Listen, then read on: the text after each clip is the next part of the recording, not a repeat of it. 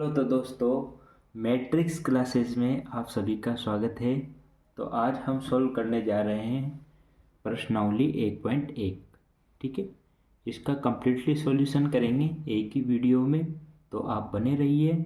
ठीक है, तो सबसे पहले फर्स्ट क्वेश्चन पढ़ते हैं अपन। निम्नलिखित संख्याओं को अभाज्य गुणनखंडों के गुणनफल के रूप में व्यक्त कीजिए। निम्नलिखित संख्याओं को क्या करना है अपन को? निम्नलिखित संख्याओं को अभाज्य गुणनखंडों के गुणनफल के रूप में व्यक्त करना है। तो इनके अभाज्य गुणनखंड करेंगे और उनके गुणनफल के रूप में व्यक्त करेंगे। तो चलो करते हैं। देखो, मैंने फर्स्ट क्वेश्चन यहाँ पर लिख दिया है। निम्नलिखित संख्याओं को अभाज्य गुणनखंडों के गुणनफल के रूप में व्यक्त कीजिए। चलो फर्स्ट क्वेश्चन लिखते हैं। कितना है? 140। फर्स्ट क्वेश्चन आपका 140 है। चलो इसको अभाज्य गुणनखंडों के रूप में व्यक्त करेंगे। वैसे आपको पता होना चाहिए अभाज्य संख्याएं क्या होती है। ठीक है, अभाज्य संख्याएं, अभाज्य संख्याएं, ठीक है ना। ये अभाज्य संख्याएं क्या होती है? जिसमें एक और स्वयं के अलावा किसी और का भाग नहीं जाए, वो सभी क्या होती है? अभाज्य संख्याएं होती है। एक ना तो अभाज्य संख्या होती है ना भाज्य होती है। तो एक किसी प्रकार से अभाज्य भाज्य नहीं होती है। सबसे छोटी अभाज्य संख्या कौन सी होती है? दो। दो में खुद का भाग जाता है, उसके अलावा एक का जाता है, उसके अलावा किसी और का भाग नहीं जाता। तो अभाज्य संख्या क्या हुई? दो। दो के बाद में तीन, तीन के बाद में पाँच, पाँच के बाद में सात, सात के बाद में 11, 11 के बाद में 13, 13 के बाद में 17, 17 के बाद में 19, 19 के बाद में 23, 23 के बाद में, ठीक है, इस प्रकार से चलती रहती है ना। ठीक है, तो अभाज्य संख्याएं पता होना चाहिए कि कौन कौन सी अभाज्य संख्या होती है। इस प्रकार से अपन क्या कर सकते हैं? गुणनफल कर सकते हैं। चलो 140 का करते हैं।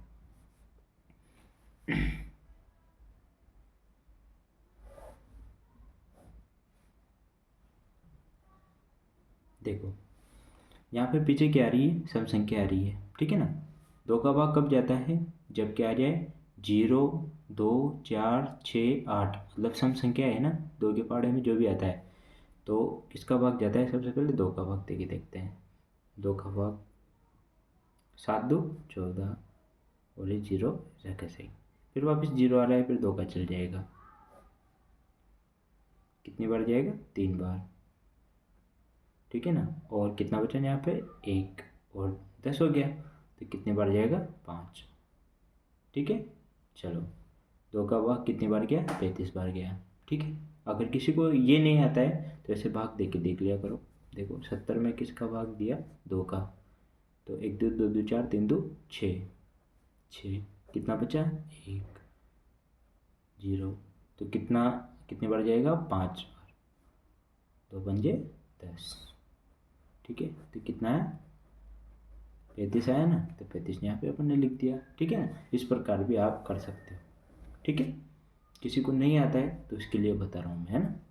चलो अब इसके बाद में, अब दो का तो नहीं जाएगा क्योंकि पीछे ना तो सम संख्या आ रही है और ना ही 0 आ रहा है। तो 3 का दे के देखते हैं। 3 का नहीं जाएगा। ठीक है, 3 का इसमें तो जा रहा है लेकिन इसमें नहीं जा रहा है। फिर किसका देंगे? 5 का। ठीक है, इस प्रकार से देते हैं अपन। अब 5 का देंगे तो कितनी बार जाएगा? 7 पंजे 35। ठीक है, फिर अब 7 तो अभाज्य संख्या है, 7 में किसी और का जाएगा नहीं। किसका जाएगा? 7 का ही। ठीक है, ये लो, ये हो गया अपना गुणनखंड तो हो गया। लेकिन उसको उसने क्या बोला है? देखो फर्स्ट में बोला है अपने लिए कि अभाज्य गुणनखंडों के गुणनफल के रूप में व्यक्त करना है। गुणनखंडों को भी गुणनफल के रूप में, ये सारे गुणनफल प्राप्त हो गए अपन को। कौन कौन से? 2 इंटू 2 इंटू 5 इंटू 7, ये सारे के सारे प्राप्त हो गए। इसको गुणनफल के रूप में व्यक्त कर देना है। ठीक है ना।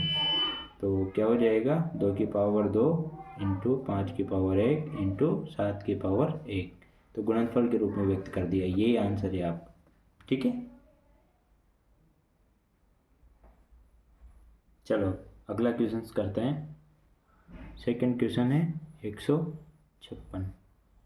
इसको आपको खंडों के गुणनफल के रूप में व्यक्त करना है।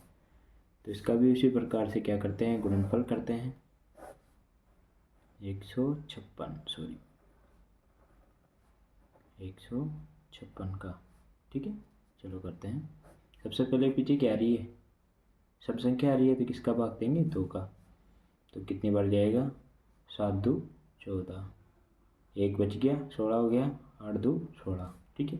फिर 2 का भाग देंगे, 1 2 2 2 2 4 3 2 6, कितना बचा, 1 बच गया, और ये 8, तो कितना हो गया 18, तो 9 2 18, ठीक है। अब 39, अब इसमें 2 का भाग लिया जाएगा क्योंकि पीछे क्या नहीं आ रही, सम संख्या नहीं आ रही, ठीक है। सम संख्या नहीं आ रही तो किसका देके देखते हैं, 3 का देके देखते हैं। 1 3 3 2 6 3 3 9, ठीक है, ठीक है। तो 3 का भाग दे दिया, कितना है 13, ठीक है। अब किसका भाग देंगे, 3 का नहीं जा रहा, ठीक है। 7 का, 5 का नहीं जा रहा, 7 का नहीं जा रहा, 11 का नहीं जा रहा। अब किसका जाएगा, क्योंकि ये खुद ही अभाज्य संख्या है, तो किसका जाएगा, 13 का, ठीक है। आगे अब इसको गुणनफल के रूप में व्यक्त कर देंगे। 2 × 2 × 3 × 13, ठीक है। गुणनफल के रूप में व्यक्त कर दिया। तो देखो 2 कितनी बार आ रहा है, 2 बार, 2 की पावर 2 × 3 × 13, आया कि नहीं आया आंसर, आ गया। इसी प्रकार से अपन आगे वाले क्वेश्चंस भी करेंगे। चलो अगला क्वेश्चंस करते हैं, थर्ड वाला। कितने का करना है अपन को, 3825, ठीक है ना। 3825 का अपन को क्या करना है, गुणनफल के रूप में व्यक्त करना है। चलो इसका गुणनखंड इधर कर लेते हैं।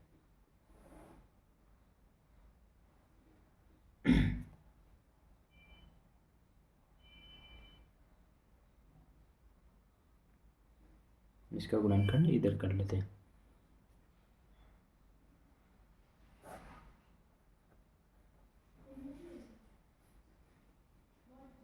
किसका भाग देंगे, 2, 2 का भाग नहीं जाएगा क्योंकि लास्ट में कितना है, 5 है, 2 का पाड़े में आता ही नहीं है, ठीक है। तो किसका भाग देते हैं, 3 का देके देखते हैं। देखें 3 का भाग जाता है कि नहीं जाता।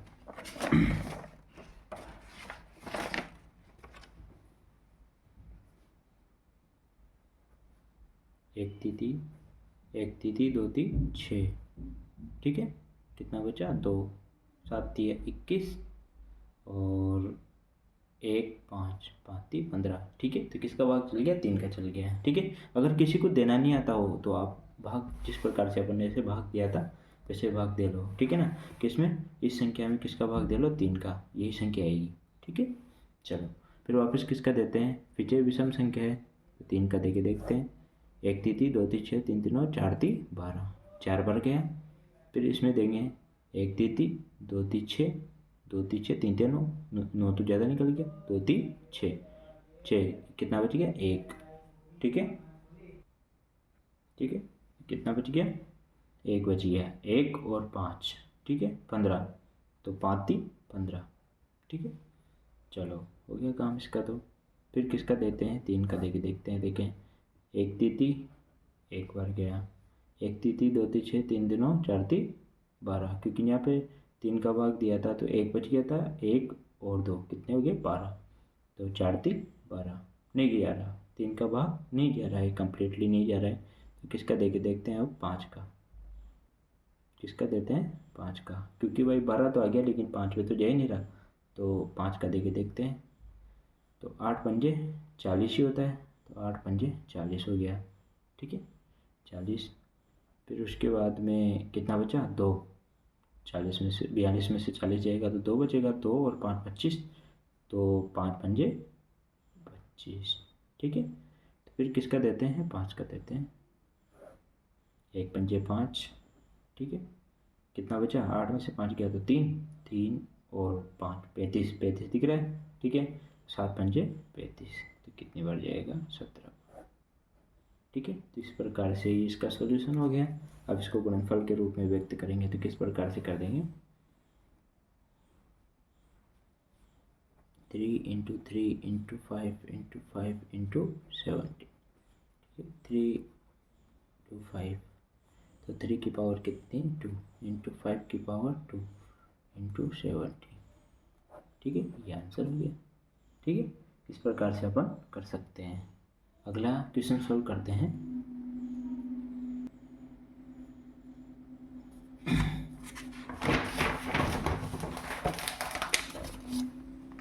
चलो अगला क्वेश्चन क्या दे रखा है आपके लिए,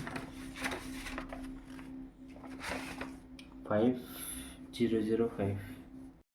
अगला क्वेश्चन करते हैं। देखो 505 का, ठीक है, तो गुणनखंड करते हैं। सबसे पहले किसका भाग दिया 5 का, ठीक है, तो 5 का भाग दिया कितनी बार, एक बार। इसमें नहीं गया, इसमें नहीं गया, तो इसको ऐसे कैसे लिख दिया, 5 का भाग दिया कितनी बार गया, एक बार। ठीक है, अब इसमें ना तो 5 आ रहा है ना 0 आ रहा है, तो किसका जाएगा, अगली संख्या, अगली अभाज्य संख्या कौन सी आती है, 7। ठीक है, 7 का भाग दिया 1 सत्ते 7। ठीक है, एक बार चल गया तो 10 में से 7 गया तो कितना बचा, 3, 30 बचा, तो 7 चौक 28। ठीक है, और यहाँ पर कितना बचा, 30 में से 2 28। ठीक है, तो कितना बचा, 2 और 1 21, 7 दिया 21। चलो 11 का देते हैं, तो 1 11 11। ठीक है, तो कितना बचा, 14 में से 11 गया तो 3 33, तो और 13 में तो 13 का जाएगा ऐसे ही। चलो तो इसको गुणनखंड के रूप में किस प्रकार से व्यक्त करेंगे, 5 इंटू 7 इंटू 11 इंटू 13, ये आंसर आ गया। ठीक है, चलो अगला क्वेश्चन करते हैं, 5th वाला क्या है, 7429, इसमें देंगे होगा ना। ठीक है, चलो इसका गुणनखंड करते हैं। तो किस प्रकार से करेंगे मैंने बता दिया था आपको। चलो अब देखो इसमें किसका भाग देते हैं, सबसे पहले देखो भाई 2 का भाग तो जाएगा ही नहीं, 3 का देके देखते हैं, 3 का भाग जाता है कि नहीं जाता, 1 3 2 3 6, ये जा रहा है, 4 2 12, 4 3 12, ठीक है, 12 जा रहा है, 21 में भी जा रहा है, लेकिन उसके बाद नहीं जा रहा है। ठीक है, 3 का नहीं जाएगा, ठीक है, 5 का जाएगा ही नहीं। ठीक है, 7 का देके देखते हैं, 7 का इसमें जा रहा है, इसमें जा रहा है, लेकिन इसमें नहीं जा रहा है। 11 का देके देखते हैं, 11 का भी नहीं जा रहा है। ठीक है, 13 का 13 का भी नहीं जा रहा है। ठीक है, किसका जाएगा फिर, 13 के बाद में कौन आता है, 17। ठीक है ना, 17 का जाएगा। 1 17 17, 2 17 34, 3 17 51, 4 17 68, 5 17 85, तो 4 17 68 कितनी बार जाएगा, 4 बार जाएगा। देखो इस प्रकार से दे सकते हो, अगर आपको नहीं आता है तो इस प्रकार से दे सकते हो, 17 का 4 17 68, कितना बचा, इधर से दाएं उधार ली, यहाँ पे कितना हो गया, 14, 14 में से 8 जाएगा तो कितना बचेगा, 6। ठीक है, 2। ठीक है, 1 17 17, 2 17 34, 3 17 51, 4 17 68, 3 17 51, 3 बार जाएगा पाएगा। चलो कितना आया, 1 और 1, ठीक है, और 9, इसको लिख दिया, तो 1 कितनी बार गया, 3 बार। 1 17 17, 2 17 34, 3 17 51, 4 17 68, 5 85, 6 17 102, 7 17 119, 7 17 119। चलो तो कम्प्लीटली भाग चल गया अपना भाई, किसका गया, 17 का। ठीक है, कितनी बार गया, 437 बार। ठीक है, चलो अब इसमें भी 17 का भाग जा रहा है क्या, 1 17 2 17 34, 3 17 51, ठीक है, नहीं जा रहा है भाई, है ना, नहीं जा रहा है। तो अगली संख्या देखते हैं, अगली अभाज्य संख्या कौन सी होती है, 19। 19 का भाग देके देखते हैं, इसमें भी इसी प्रकार से, अगर आपको नहीं आता है तो इस प्रकार से कर सकते हो। तो भाग देते हैं अपन 19 का, किस में, 437 में, कितनी बार जा रहा है, 1 19 19, 2 19 38, 2 19 38।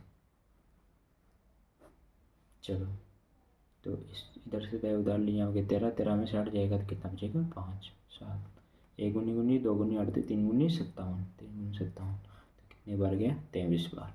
कितनी बार भाग गया, 23 बार भाग गया। ठीक है, चलो अब 23 में तो 23 एक अभाज्य संख्या है, तो 23 में किसका जाएगा, 23 का। ठीक है, तो इस प्रकार से अपन ने सारे क्वेश्चन कर लिए। 17 × 19 × 23, इसको अपन क्या कर लेंगे, गुणनखंड के रूप में लिख देंगे और ये क्या जाएगा, अपना आंसर आ जाएगा। ठीक है, तो इस प्रकार से अपन ये सारे क्वेश्चन कर लेंगे। देखो first question, second question, third, ठीक है, और ये फोर्थ और ये फिफ्थ। ठीक है, अब अगले क्वेश्चन की ओर बढ़ते हैं। Question number second. चलो अगले क्वेश्चन में क्या पूछा है तो देखना पड़ेगा अपन को। पूर्णांकों के निम्नलिखित युग्मों के एचसीएफ और एलसीएम ज्ञात कीजिए। क्या क्या ज्ञात करना है, एचसीएफ ज्ञात करना है और एलसीएम ज्ञात करना है, तथा इसकी जांच कीजिए कि दो संख्याओं का गुणनफल एचसीएफ इंटू एलसीएम होता है। ठीक है, तो अपन को क्या क्या ज्ञात करना है, एक तो एचसीएफ और एलसीएम ज्ञात करना है। ठीक है ना, ये तो ज्ञात करना ही है अपन को, एचसीएफ और एलसीएम ज्ञात करना है। ठीक है, उसी के साथ में क्या जांच करनी है अपन को, ठीक है ना, क्या ज्ञात करनी है कि दो संख्याओं का गुणनफल बराबर क्या होता है, HCF into LCM, LCM into HCF ये होता है। ठीक है ना, ये ज्ञात करना है अपन को, जांच भी करनी है। तो सबसे पहले तो अपन क्या ज्ञात करते हैं, एचसीएफ और एलसीएम को ज्ञात करते हैं।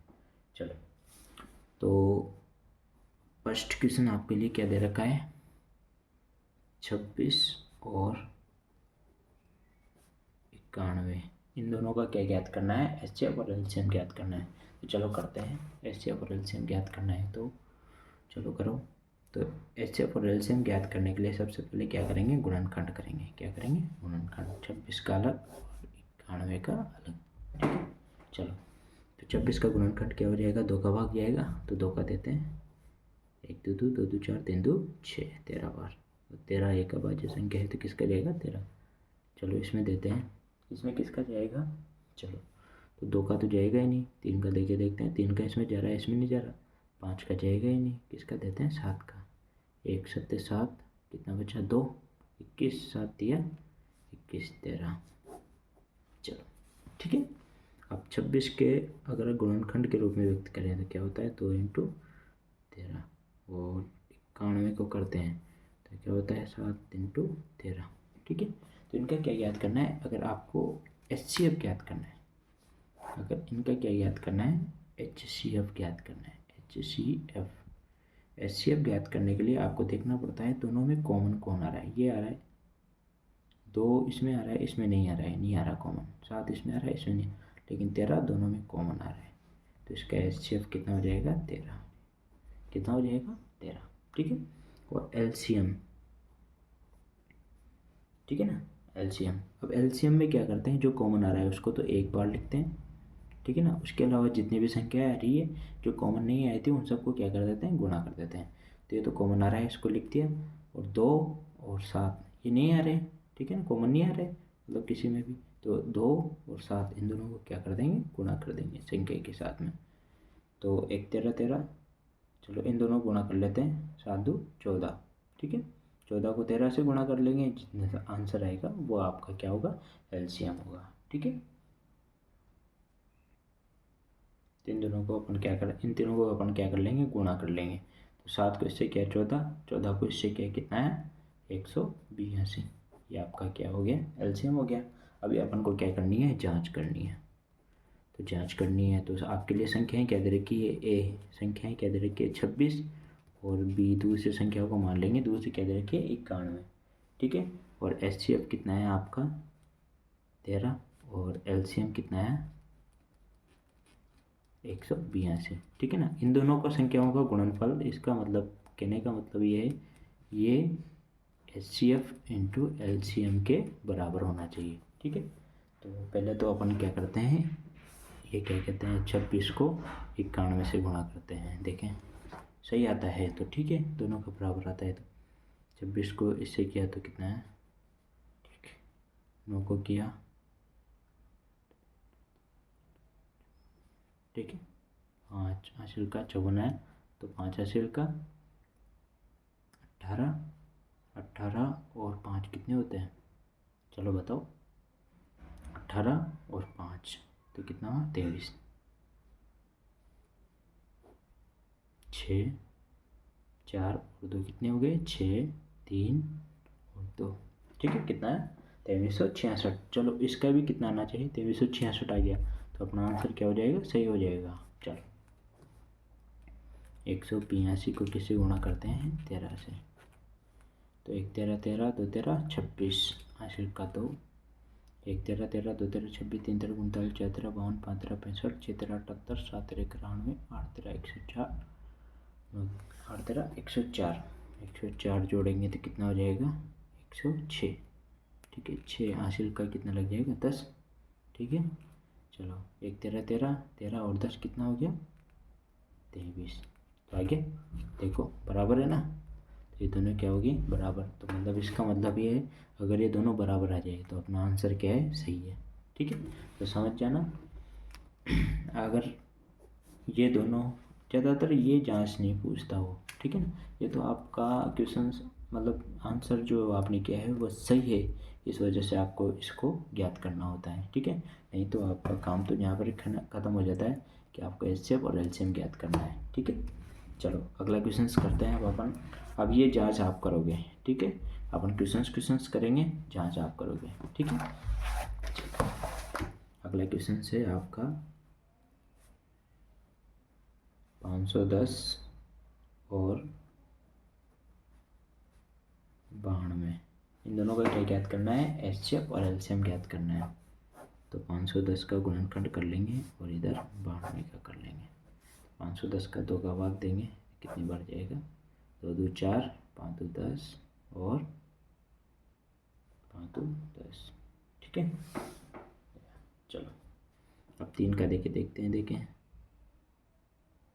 चलो 3 का जाएगा या नहीं जाएगा, देके देखते हैं। क्योंकि 2 का भाग जाएगा ही नहीं, क्यों नहीं जाएगा, क्योंकि देखो 5 आ रहा है पीछे, ठीक है ना, जो क्या है, विषम संख्या है। तो 3 का देके देखते हैं, 1 3 2 3 6 3 3 4 3 12 5 15 6 3 18 7 1 की 8 दिया 24, 24 8 बार जाएगा, 8 दिया 24 और 1 बचा 5, 5 थी 15, ठीक है। चलो 85 आ गया। अब 3 का भाग 1 थी 2 थी 6, बाद में नहीं जा रहा है, तो किसका देंगे, 5 का देंगे। 1 पंजे 5, 7 पंजे 35, ठीक है। तो किसका देंगे फिर, 17 का। चलो इसी प्रकार इधर भी देते हैं, 2 का देंगे, तो 8 4 1 2 2 4 3 2 6 4 2 8, 4 बार जाएगा, 1 बचा, क्योंकि 9 में से 8 जाएगा तो 1 बचेगा, 1 और 2 12, तो 6 2 12, ठीक है। फिर 2 का देंगे, 1 2 2 2 2 4, 1 2 2 2 4 3 2 6। चलो अब 23 में किसी और का भाग जाता ही नहीं है, तो कितना जाएगा, 23 ही आ जाएगा। चलो इसके एलसीएम और एलसीएम ज्ञात करने के लिए गुणनखंडों को लिखते हैं, 2 × 3 × 5 × 17। उसी प्रकार से 92 वाले को लिखते हैं, 2 × 2 × 23। चलो इसका एचसीएफ ज्ञात करते हैं। एचसीएफ कैसे ज्ञात करते हैं, आपको पता होना चाहिए, जो कॉमन आता है, तो 2 इसमें भी आ रहा है, इसमें भी आ रहा है, दोनों का कॉमन आ रहा है, ठीक है। चलो 3 इसमें तो आ रहा है, इसमें आ रहा है कि नहीं आ रहा है, ठीक है। 2 इसमें आ रहा है, एक एक्स्ट्रा 2 नहीं आ रहा है, 5 इसमें नहीं आ रहा, इसमें 17 आ रहा है, इसमें नहीं आ रहा है, तो कॉमन तो ओनली कितना आ रहा है, 2 ही आ रहा है। तो एचसीएफ कितना हो जाएगा, 2 हो जाएगा। और एलसीएम मैंने कहा था कि कॉमन आता है उसको तो एक बार लिखना है, बाकी उसके अलावा जितनी भी संख्या आ रही है उन सबको क्या कर देंगे, गुणा कर देंगे। 3 × 5 × 17 × 2 × 23, ठीक है। आप इन सबको मल्टीप्लाई करोगे तो आपका आंसर कितना आएगा, करके देखो, ठीक है। सभी करो ताकि आपकी कैलकुलेशन भी अच्छी हो सके। देखो 2 को 3 से करेंगे तो कितना आएगा, 6, ठीक है। 6 को 5 से करेंगे तो 30, 30 को 2 से करेंगे तो कितना जाएगा, 60, ठीक है। 60 के बाद में 60 और 60, 17 और 23 को आप मल्टीप्लाई कर सकते हो। ठीक है, इससे करेंगे तो 117, 217, 34, 51, 4, 17, 8, 7, 5, 85, 17, 102। ठीक है, उसके बाद में किसी को मल्टीप्लाई करना है 23 से। 23 से आप कर सकते हो आराम से। 23 से क्या है, 1 23, 23, 2 23, 46। ठीक है, 46 से करेंगे तो 6 और हासिल का 4 यहाँ लिख देंगे और इससे करेंगे तो 23। कितना है, ये आंसर आ गया आपका। ठीक है, चलो अगला क्वेश्चन करते हैं। करते हैं। कितना दे रखा है, 336, 54। ठीक है, 336, 54 का ऐसे एलसीएम ज्ञात करेंगे। 336 और 54। ठीक है ना, इन दोनों का ऐसे एलसीएम ज्ञात करेंगे। 336 का करते हैं और 354 का क्या करते हैं, पहले गुणनखंड करते हैं। चलो 2 का देते हैं, 1 2 2। ठीक है, कितना बचा, 1 3 13, 6 2 12। ठीक है, 1 6 16 बचा, तो 8 2 16। ठीक है, चलो मैंने पहले बताया था अगर किसी को नहीं आता है, ठीक है, तो वो इस प्रकार से कर सकता है। देखो 336 में किसका भाग देना था, 2 का, तो 2 का भाग कितनी बार जाएगा, 1 बार जाएगा, क्योंकि 2 2 तो 4 तो ज़्यादा निकल जाएगा। 1 2 2, कितना बचा, 1, फिर 3 लिखेंगे, फिर 2 का भाग देंगे, कितनी बार जाएगा, 1 2 2 2 4 3 2 4 4 2 8 5 2 6 2 12 12। तो कितना लिखा, कितना बचा, 1। चलो 6 8 2 16। इस प्रकार से आप कर सकते हो। जो आया भागफल आएगा उसको यहाँ पे लिख सकते हो। ठीक है ना, इस प्रकार से आपको अगर जीरो लेवल से पढ़ना है तो इस प्रकार से करना पड़ेगा। अगर आपको बिल्कुल भी नहीं आता है और जिसको आता है वो आराम से कर सकता है। ठीक है, और जिसको नहीं आता है वो उसको पहले पहले से करना पड़ेगा, तभी वह सीख पाएगा। ठीक है, चलो तो कितनी बार जाएगा, 8 2 16। ठीक है, इसमें 4 बार, फिर 2 का देंगे तो 2 2 4 2 8 2 2। ठीक है, चलो 1 2 2 2 2 4, 1 2 2, फिर 3 का देंगे, 7 दिया 21, फिर 7 का देंगे कितनी बार, 1 बार। चलो इसका भी देते हैं, 1 2 2 2 4। ठीक है, 7 7 2 14, 3 का जाएगा 9 3 27, फिर 3 का 3 बार, फिर 3 का 1 बार। ठीक है, इस प्रकार से इसके गुणनखंड क्या क्या आते हैं, 36 के लिखते हैं। 336 के कितने आते हैं, 2 into 2 into 2 into 2 into 3 into 7। ठीक, और इसके क्या क्या आते हैं, 54, 2 इंटू 3 इंटू 3 इंटू 3। ठीक है, याद आया आपको। चलो इसका एचसीएफ और एलसीएम ज्ञात करना है। अगर गुणनखंड मिल गया तो आपको एचसीएफ और एलसीएम पता लग जाएगा। ठीक है, अब देखो कॉमन देखना है, इसमें 2 कॉमन आ रहा है, इसमें आ रहा है, चलो इसका तो जोड़ा बन गया। ठीक है, इसका 2 आ रहा है, इसमें 2 नहीं आ रहा है, इसके 2 2 अब नहीं आ रहे, 3 आ रहा है, 3 का भी जोड़ा बना दो। ठीक है, दोनों में आ रहा है। ठीक है, उसके अलावा और कुछ कॉमन आ रहा है क्या, 3 इसमें तो आ रहा है, इसमें नहीं आ रहा, इसमें आ रहा है, इसमें नहीं आ रहा। ठीक है, तो एचसीएफ कितना, जिसका जोड़ा बन रहा है उसको लिख देंगे। एक तो 2 का बन रहा है, एक किसका बन रहा है, 3 का। कितना है एचसीएफ, 6 आ गया। एलसीएम, एलसीएम का मैंने बताया था आपके लिए, जिसका जोड़ा बन रहा है उसको तो 1 बार लिखना है, 2 का जोड़ा बन रहा है 1 बार लिख दिया, इसका जोड़ा बन रहा है इसको 1 बार लिख दिया, बाकी जिसके जोड़े नहीं बन रहे उन सबको लिख देना है। 2 2 2 7, 2 इंटू 2 इंटू 7। ठीक है, और 3 इंटू 3। ठीक है, तो देखो 2 को 3 से करेंगे, 1 3 2 3 6, 1 छंग छंग 2 छंग 12, 1 12 12 2 12 24, 1 24 24 2 24 48 48 तो आ गया। 1 1 3 2 6 3 3 9 3 3 9 7 9 63 63। अब इन दोनों को गुणा मल्टीप्लाई कर लो, जिसमें आ जाएगा आपका आंसर। तो गुणा किया तो कितना है, 30 24। ठीक, चलो तो ये क्या आ गया, आपका एलसीएम आ गया। ठीक है, तो चलते हैं अब अपने अगले क्वेश्चंस की ओर। चलो तो अब चलते हैं अपन अगले क्वेश्चन की ओर। क्वेश्चन नंबर 3, अभाज्य गुणनखंड विधि द्वारा निम्नलिखित पूर्णांकों के एचसीएफ और एलसीएम ज्ञात कीजिए। एचसीएफ और एलसीएम ज्ञात करना है, तो इसके भी उसी प्रकार से एचसीएफ और एलसीएम ज्ञात करना है इन तीनों क्वेश्चनों के। चलो करते हैं। क्वेश्चन नंबर 3, इसका तो एचसीएफ एलसीएम और एचसीएफ ये दोनों क्या करने ज्ञात करना है। चलो करते हैं। फर्स्ट क्वेश्चन क्या है आपका 12, 15, 21 इन तीनों करते हैं। 12, 15 व 21 इन तीनों के ज्ञात करते हैं। तो इन तीनों के ज्ञात करने के पहले अपन को क्या करना पड़ेगा, गुणनखंड। चलो गुणनखंड करते हैं। ये तो सिंपल है गुणनखंड। 2 का जाएगा 6 2 12, फिर 2 का जाएगा 3 बार, फिर 3 का जाएगा 1 बार, फिर इसमें 2 का जाएगा यानी 3 का जाएगा 5 3 15, फिर 5 का। जैसे इसमें 2 का जाएगा नहीं, 3 का देखे देखे 7 दिया 21। ठीक है। चलिए अब इनके गुणनफल के रूप में व्यक्त कर देते हैं इनको। क्या आ रहा है 2 × 2 × 3। ठीक है। चलो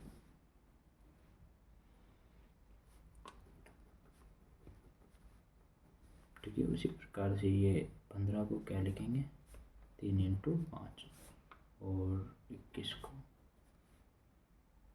3 × 7। ठीक है। चलो देखो 3 3 3 किसका जोड़ा बन रहा है 3 का बन रहा है। ठीक है। उसके अलावा किसी का भी नहीं बन रहा है।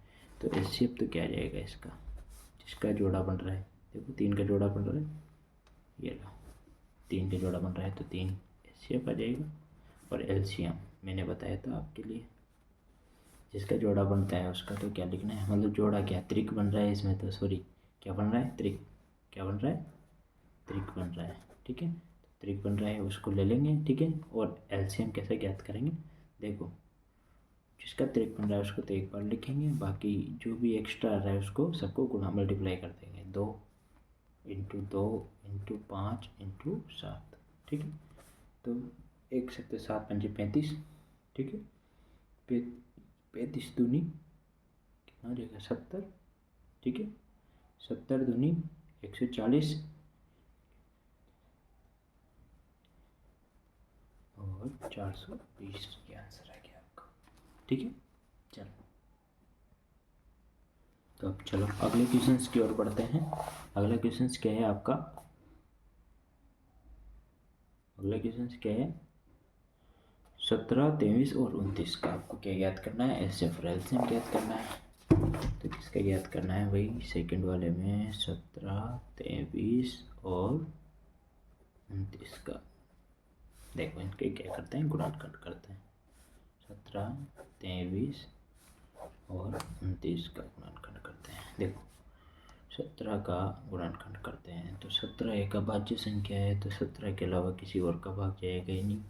23 भी अभाज्य संख्या है, 23 के अलावा किसी और का भाग जाएगा ही नहीं।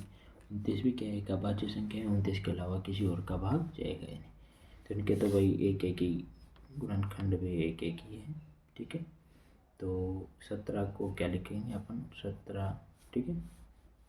चलो 23 को क्या लिखेंगे 23 और 29 को 29। तो इनका तो कुछ कॉमन ही नहीं आ रहा। ठीक है।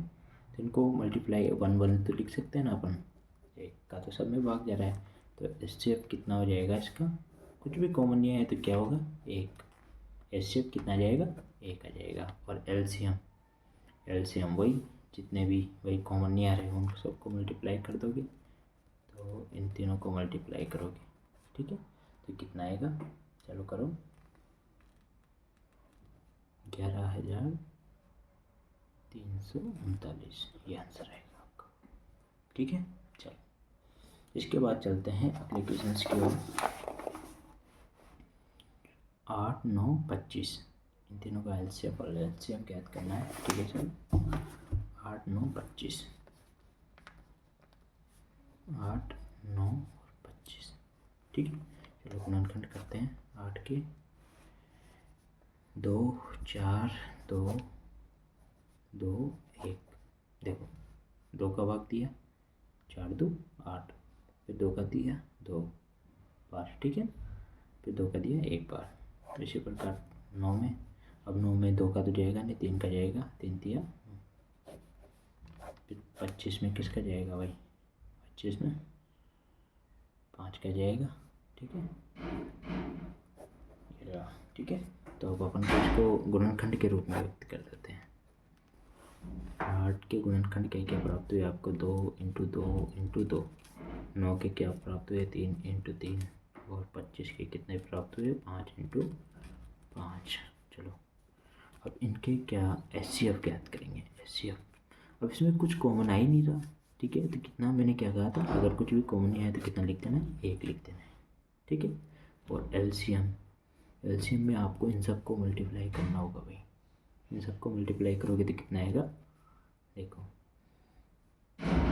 कर दो मल्टीप्लाई। इसको इससे करेंगे तो 8 आएगा, इसको इससे करेंगे तो 9, और इसको इससे, तो इन तीनों को मल्टीप्लाई करना है। तो इसको इससे करेंगे तो कितना आएगा, लगभग 200। 200 को इससे करोगे तो 1800। तो कितना जाएगा, 1800 आपका आंसर आ जाएगा। ठीक है, चलो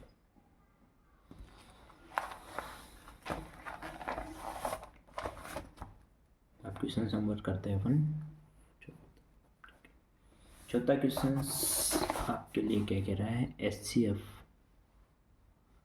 इन दोनों संख्याओं का HCF कितना दे रखा है, 9, और LCM आपको क्या करना है, ज्ञात करना है। ठीक है, तो इस क्वेश्चन को अपन सॉल्व करेंगे। तो HCF कितना दे रखा है, देखो HCF तो दे रखा है आपके लिए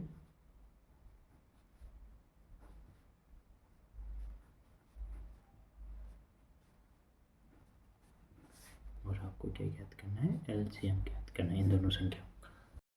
इस क्वेश्चन को बताने से पहले मैं आप सबसे एक छोटी सी रिक्वेस्ट करूँगा कि अगर आप इस चैनल पर नए हो तो मेरे चैनल को सब्सक्राइब कीजिए, और अगर मेरी वीडियो आपको पसंद आती है तो उसे लाइक कीजिए, कमेंट कीजिए।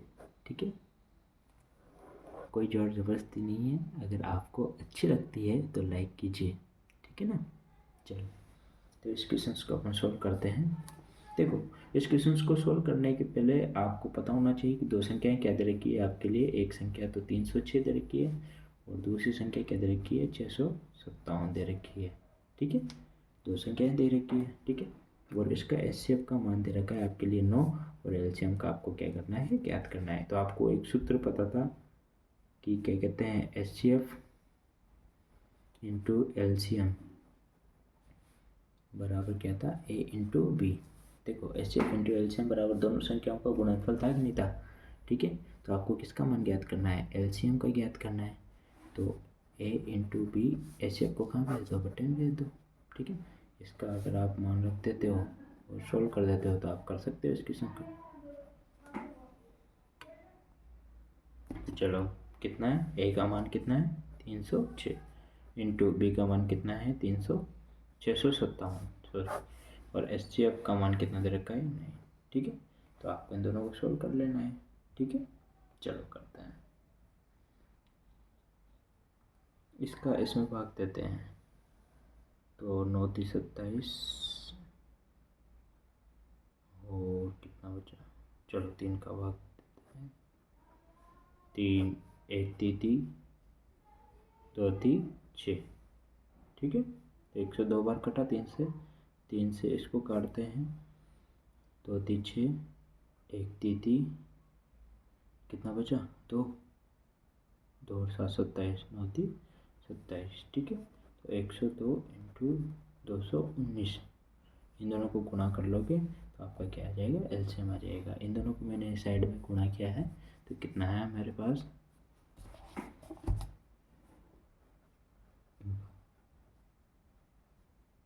22,338। ये आपका क्या होगा, आंसर होगा। ठीक है, चलो अब अगले क्वेश्चन की ओर बढ़ते हैं। Question number 5। देखो क्वेश्चन नंबर 5, देखो जांच करने वाले सवाल हैं, बहुत कम कंडीशंस में आने की संभावना होती है, फिर भी चलो दोस्तों अब अगला क्वेश्चन सोल्व करते हैं, 5th क्वेश्चन। ठीक है ना, जांच कीजिए क्या किसी प्राकृत संख्या n के लिए संख्या 6 की पावर n अंक 0 पर समाप्त हो सकता है। तो समझो इसका कहने का मतलब क्या है, 6 की पावर n, ठीक है ना, कोई संख्या है जो किस पर समाप्त हो सकता है, 0 पर, और n का मान क्या है, प्राकृत संख्या है, ठीक है। अब 0 पर समाप्त होने की कंडीशंस क्या हो सकती है, ठीक है। अगर ये 0 पर समाप्त होता है, कोई भी संख्या अगर 0 पर समाप्त होती है, तो अगर 0 पर समाप्त होती है तो वो किससे विभाजित होगी, किससे विभाजित होगी, 10 से। किससे विभाजित होगी, 10 से।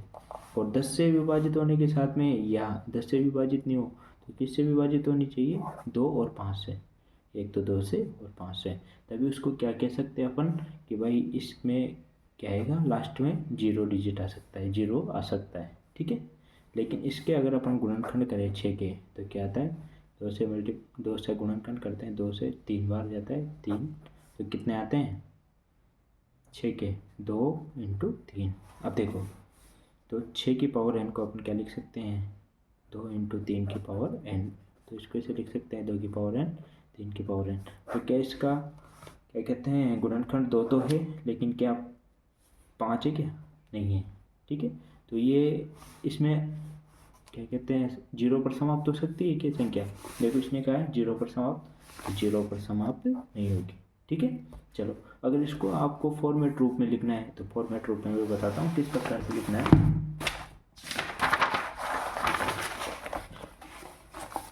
अगर ये क्वेश्चंस आपके पेपर में आता है, ठीक है ना, तो जांच कीजिए कि किसी प्राकृत संख्या n के लिए संख्या 6 की पावर n अंक 0 पर समाप्त हो सकता है।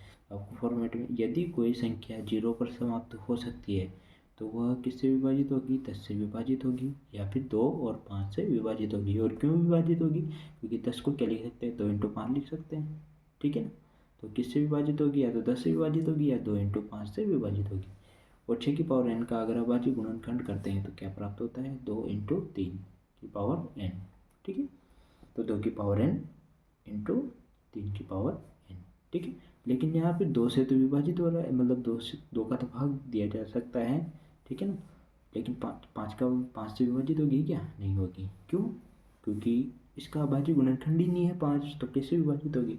अतः किसी भी प्राकृत संख्या n के लिए 6 की पावर n अंक 0 पर समाप्त नहीं हो सकता, ये इम्पोर्टेंट है, नहीं हो सकता, ठीक है। आने की संभावना बहुत कम होती है, लेकिन फिर भी आप एक बार राइट डाउन कर सकते हो, ठीक है।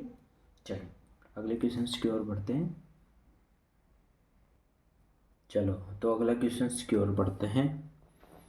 व्याख्या कीजिए कि 7 इंटू 11 इंटू 13 प्लस 13, और ये दो क्वेश्चन दे रखा है। क्या व्याख्या करनी है कि भाज्य संख्याएं क्यों है।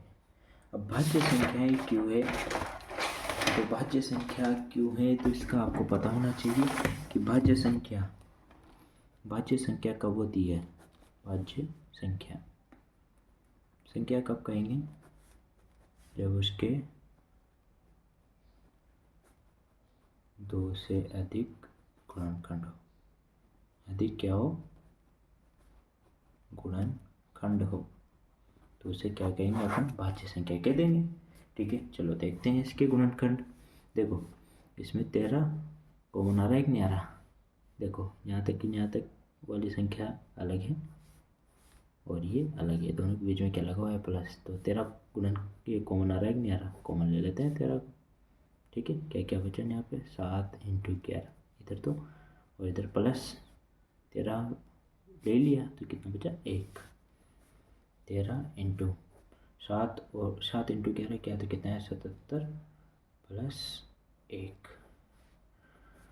13 इंटू इन दोनों को जोड़ा तो कितना है, 78, ठीक है। 78 के गुणनखंड करते हैं, 2 का भाग जा रहा है, 2 3 6 और 9, ठीक है ना, कितने बार जाएगा, 9 बार। फिर इसमें 3 का 13 बार, तो 13 में 1 बार, ठीक है। इसको ऐसे लिख सकते हैं, 13 इंटू 2 इंटू 3 इंटू 13, तो कितने गुणनखंड हो गए, 13 तो है सही, वही 2 बार आ गया, और 2 इंटू 3, तो 2 से ज़्यादा है, तो मतलब भाज्य संख्या है। क्या है, भाज्य संख्या है, क्योंकि 2 से अधिक गुणनखंड है। ठीक है, एक तो 13 है, एक 2 है, एक 3 है, तो ये क्या है, भाज्य संख्या है। ठीक है, इसी प्रकार से इसको भी करते हैं। इसमें क्या कॉमन आ रहा है, देखो प्लस कहाँ लगा हुआ है, 5, इधर भी 5 आ रहा है, तो 5 को क्या कर लेंगे, कॉमन ले लेंगे। 5 कॉमन लेने के बाद में क्या क्या बचा, 7 × 6 × 4 × 3 × 2 × 1 प्लस यहाँ पे कितना बच जाएगा, 1। चलो इसको इससे मल्टीप्लाई करते हैं, 2 को इससे करते हैं 6 को इससे करते हैं 4 × 24 हो गया। 24 को 6 से करते हैं, 24 को 6 से मल्टीप्लाई करते हैं तो कितना आता है, चलो पहले इसको 7 से कर देते हैं, तो 42 को 24 से कर देते हैं। ठीक है, चलो करो, 42 को 24 से मल्टीप्लाई कर देते हैं, तो 1 × 4 = 8, 1 × 4 4 × 16 4, 1 × 2 8, 8 10 हासिल का 1, 8 और 1 9 और 1 10। ठीक है, कितना है, 1 1 4 8। अब इसकी गुणनखंड करते हैं। ठीक है, 2 का भाग जाएगा कितनी बार, 5 बार, फिर 2 का जाएगा कितनी बार, 2 बार, 5 10, 2 2 4, 2 का जाएगा 1, 2 2 4, 6 2 12, फिर 2 का जाएगा 6 63 बार, 2 3 6 1 21 बार, फिर 3 का जाएगा, 3 का कितनी बार जाएगा, 7 बार, 7 का जाएगा 1 बार, तो 5 × 2 2 कितनी बार, 1 2 3 4, तो 2 की पावर 4 × 3 की पावर 2 × 7 की पावर 1, तो 1 से अधिक गुणनखंड हो गए, तो इसका मतलब क्या है, भाज्य संख्या है। इस वजह से क्यों है, क्योंकि इसके क्या है, 2 से अधिक गुणनखंड है, तो ये भी क्या होगी, भाज्य संख्या होगी। एक तो 5 2 3 7 हुए कि नहीं हुए, तो ये भी क्या होगी, भाज्य संख्या होगी। ठीक है, अगला क्वेश्चंस करते हैं। अगले क्वेश्चंस देखो, पढ़ो दोस्तों। तो अगला क्वेश्चंस करते हैं, देखिए, किसी खेल के मैदान के चारों ओर एक वृत्ताकार पथ है। इस मैदान का एक चक्कर लगाने में, देखो इस मैदान का एक चक्कर लगाने में सोनिया को 18 मिनट लगते हैं, जबकि इसी मैदान का एक चक्कर लगाने में रवि को कितना मिनट लगता है, 12 मिनट लगता है। तो मान लीजिए कि ये दोनों एक ही स्थान से चलना प्रारंभ करते हैं। ठीक है, तो पुनः उस स्थान पर कब मिलेंगे। तो देखिए इस क्वेश्चन का सॉल्यूशन, देखो एक मैदान है, माना एक गोलाकार मैदान है, तो सोनिया 18 मिनट लेती है, चलने में कितना मिनट लेती है, 18 मिनट, और रवि 12 मिनट। ठीक है, तो एक ही समय पर पुनः प्रारंभिक स्थान पर मिलेंगे, तो उसका काउंट करने के लिए अपन को क्या ज्ञात करना पड़ेगा, एलसीएम ज्ञात करना पड़ेगा। ठीक है, तो एलसीएम आपको पता है, पहले क्या करेंगे, गुणनखंड करेंगे दोनों के, आपको गुणनखंड करने आते ही है। ठीक है, फिर इनको गुणनफल के रूप में व्यक्त करेंगे। ठीक है, फिर एलसीएम ज्ञात करने के लिए अपन क्या करते हैं, जो कॉमन आ रहा है उसको तो एक बार लिखते हैं, 2 कॉमन आ रहा है उसको एक बार, 3 कॉमन आ रहा है उसको एक बार। ठीक है, उसके अलावा जो कॉमन नहीं आ रहा है उसको क्या लिखेंगे, मल्टीप्लाई के रूप में लिख देंगे। तो कितना है, 24 मिनट। इन सबको मल्टीप्लाई करेंगे तो 24 मिनट के बाद वो दोनों अपने एक स्थान पर वापस मिल जाएंगे। ठीक है, तो ये था आपका, और वीडियो देखने के लिए बहुत बहुत धन्यवाद।